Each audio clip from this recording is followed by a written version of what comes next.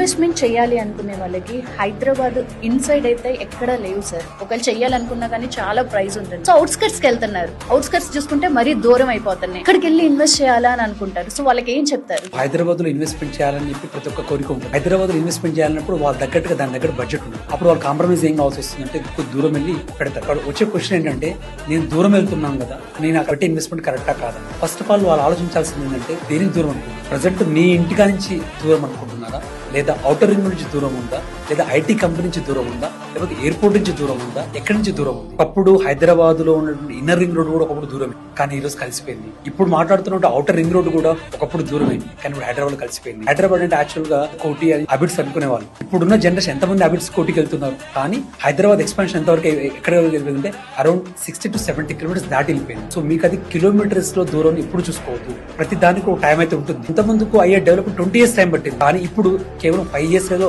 ఆ డెవలప్మెంట్ అయితే అవుతుంది ఖచ్చితంగా. Maximum Hyderabad outer ring road wait చేసుకుని మీరు 20 కిలోమీటర్ దూరం వెళ్తారా, 30 కిలోమీటర్ దూరం వెళ్ళినా సరే మీకు ఒక 5 years లోపటనే మాసిక్ గ్రోత్ అనేది కనపడదు. మనం దూరం అని మనం అనుకుంటున్నాం, కానీ ఫస్ట్ మీ ఆలోచన దూరం అవుతుంది. ఎందుకంటే మన హైదరాబాద్ అనేది వాస్ట్ గా ఎక్స్పాన్షన్ చేస్తూ పోతూ ఉన్నారు కాబట్టి, అది మీరు ఎంత దూరం చేసినా సరే ప్రాపర్ గా డిడిసిపి పర్మిషన్ తీసుకున్నా సరే, హెచ్ఎండి పర్మిషన్ తీసుకున్నా సరే, అక్కడ ఎక్కడ తీసుకున్నా సరే మీరు ఈ రోజు తీసుకున్నటువంటి పెట్టుబడి ఖచ్చితంగా వచ్చే 5 సంవత్సరాల్లో ఖచ్చితంగా డబుల్ అవుతుంది.